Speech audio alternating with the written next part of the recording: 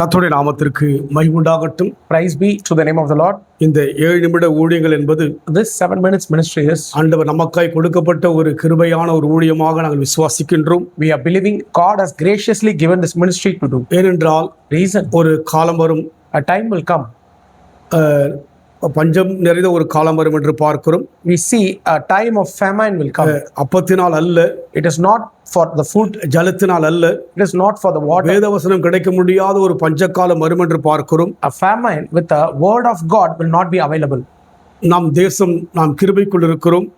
Our nation and we are in a grace period. அதிகமான தேசத்திலே In our nation, வேதத்தை விடுதலையோடு கூட படிக்க முடியாதபடிக்கு எவ்வளவு தடைகள் எல்லாம் இருப்பதாக நாம் கேள்விப்படுகிறோம். many nations we have been hearing that they can't able to worship or read the Bible with freedom. நம் தேசத்திலே But in our nation இன்றைக்கு தேவனுடைய காரியங்களை today, all the God works are விடுதலையோடு செய்யத்தக்கதாக with the freedom we are doing it. தேவன் நமக்கு கிருபை கொடுத்திருக்கிறார். God has graciously providing that. ஆனாலும் வட மாநிலங்களிலே பார்க்கின்ற போது But when you look at the north side of India, தேவ ஜனங்களுக்கும் all the godly people, திருச்சபையின் காரியங்களுக்கும் all the church people are, தடைகள், many பிரச்சனைகள் கடந்து வருகிறது. problems are coming into their lives. ஆனால் But இந்த நம்முடைய மாநிலத்திலும் சரி, But in our city, மற்ற நெருங்கி இருக்கிற சுற்றிலும் இருக்கிற மாநிலத்திலும் சரி, to our nearer cities, தேவன் கிருபை கொடுத்திருக்கிறார். God has given the grace. திருச்சபைகள் நடந்து கொண்டு வருகிறது. Churches are doing. அநேக ஜனங்கள் தேவனை அறிகின்றார்கள். Many people are knowing the God. அதனால் So நம் வாழ்க்கையிலே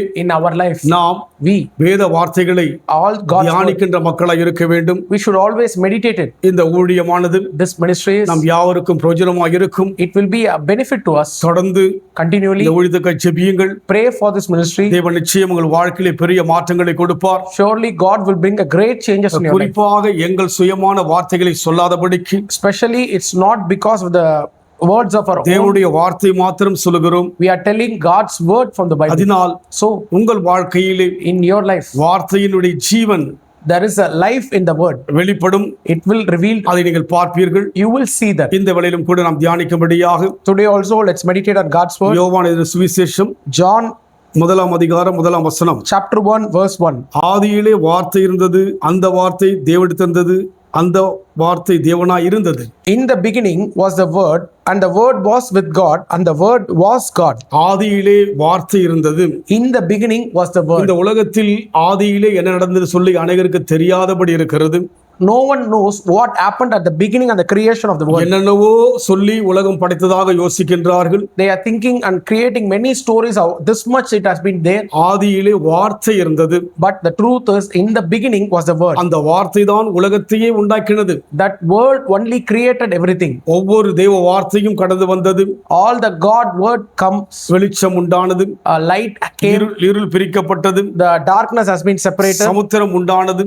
Rivers have been made. பகலை ஆளுமுடைய சூரியன் உண்டானது. A sun has been created. நட்சத்திரங்களும் சந்திரனையும் உண்டாக்கப்பட்டது. All the stars and moons were created. இவையெல்லாம் தேவன் உண்டாக்கினார். All these things that God created, that ஒரு பொருளை எடுத்து உண்டாக்கவில்லை. it is not by a thing he made. வார்த்தையினாலே உண்டாக்கினார். He said the word and it happened. பல்லாயிரக்கணக்கான ஆண்டுகளாய் இருக்கின்றவருடைய படைப்புகள் எல்லாம் All the creations were there for thousands of years. வார்த்தையினால் உண்டாக்கப்பட்டிருக்கிறது. It has been created by his word. நாம் ஒரு காரியத்தை உருவாக்க வேண்டும் என்று சொன்னால், If we want to make a thing, ஒரு பொருள் அவசியமாய் இருக்கிறது. we need a mixture of things. ஆனால் தேவன் அப்படி அல்ல. But God is not like that. வார்த்தையினால் உண்டாக்கினார். He created with அதை his தான் word. இங்கே விளக்கி காண்பிக்கிறார் யோவான் மூலமாக. That is what through John God is explaining. ஆதியிலே வார்த்தை இருந்தது, அந்த வார்த்தை தேவனிடத்திலிருந்தது, அந்த வார்த்தை தேவனாய் இருந்தது. In the beginning was the word, and the word was with God, and the word was God. இரண்டாவது வசனம் சொல்லப்படுகிறது, The next verse it says, அவர் ஆதியிலே தேவனோடு இருந்தார்.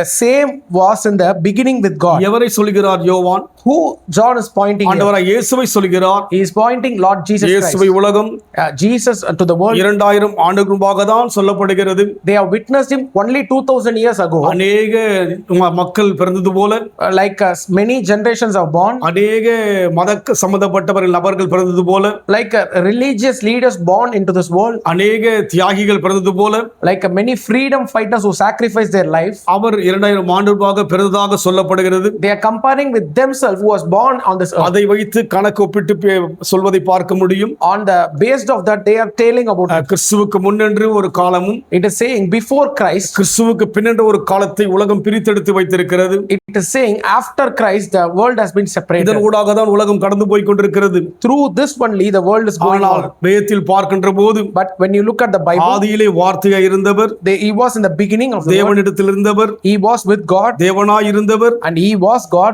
அவர்தான் ஆதியிலே இருந்தவர் என்று சொல்லி ஆண்டவரை சொல்கிறார் யோவான். And John is saying he was the one who was with God. இன்னும் மூன்றாவது வசனம் விளக்கமாய் சொல்லப்படுகிறது. And the third verse it says, சகலமும் அவர் மூலமாய் உண்டாயிற்று, all things were made by him, உண்டானதொன்றும் அவராலே அல்லாமல் உண்டாகவில்லை, and without him was not anything made that was made. உலகத்தின் பார்வைக்கு In the sight of the world, இயேசு எங்க தூரமாய் இருக்கிறாரே, Jesus is far away. ஞானமுள்ள மக்களுக்கெல்லாம் இயேசு தூரமாய் இருக்கிறாரே, For the wise people he was very far. பக்தியுள்ள மக்களுக்கெல்லாம் தேவன் தூரமாய் இருக்கிறார் இயேசு கிறிஸ்து. For the all devotee he was far away. ஏனென்றால் அவர்கள் 2000 ஆண்டு முன்பாக தான் அவரை சிந்திக்கிறார்கள். Because they are thinking like Jesus as a 2000 years only he came. அதற்கு முன்பாக இருந்ததாக அவர்கள் சிந்திக்கவில்லை. But they are not thinking before that he was not ஏன் existing. யூதர்களே சிந்திக்கவில்லையே?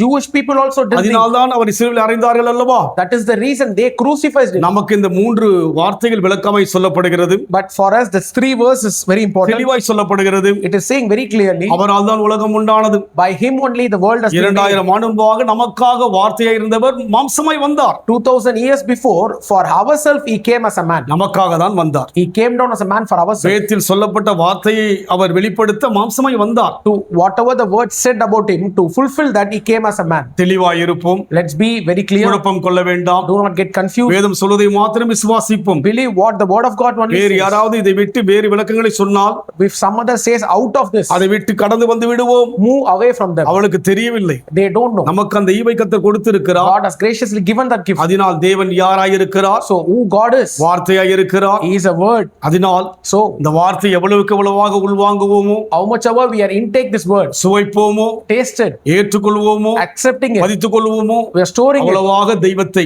in that much way, அவ்வளவாக இயேசுவை in that much way Jesus, நமக்குள் பார்ப்போம். we can able to see அது him. சுவையுள்ளதாய் இருக்கும். That is tastier. அது மகிழ்ச்சியுள்ளதாய் இருக்கும். That is happier. அந்த அனுபவத்தில் போகும்படியாக In that experience, நம்ம இப்ப கொடுப்போம். surrender today. இரக்கமுள்ள தேவனே, Gracious God, எங்கள் மேல் இரக்கம் வைப்பதினால்தான் thank you for your grace. வேதத்தின் மூலமாய் அநேக கரையில் விளக்கி சொல்வதற்காய் நன்றி You are செலுத்துகிறோம். explaining through the word of நாங்கள் God. அநேக நேரங்கள் கேட்டிருக்கிறோம். Many times we hear, எவ்வளவு எங்கள் திருச்சபையிலே கேட்டிருக்கிறோம். we have heard in our churches. ஆனாலும் ஒரு விஷயங்களுக்கு ஞாபகப்படுத்துவதற்காக நன்றி செலுத்துகிறோம். Thank you for reminding us today. ரீபாலா சந்தருபியா, Oh, we thank you for the- நேசிப்பதற்காக நன்றி செலுத்துகிறோம். Thank you for loving us. பாதை நடத்துங்க. Lead us in your way, தெளிவாய் இருக்கு. in a clear way, திட்டமாய் தேவனை ஸ்தோத்திரிக்க, in a planned manner, உண்மையாய் தேவனுக்கென்று வாழ, with a truthful heart, உறுதியாய் இறுதி வரைக்கும் கடைசி வரைக்கும் வாழ, to stand firm in this faith, வருகைக்கு ஆயத்தமாய் வாழ for your second coming. எங்களை நடத்துங்க. Lead us. இயேசுவின் நாமத்தில் பிதாவே. In Jesus' name we pray. கர்த்தர் ஆசீர்வதிப்பாராக.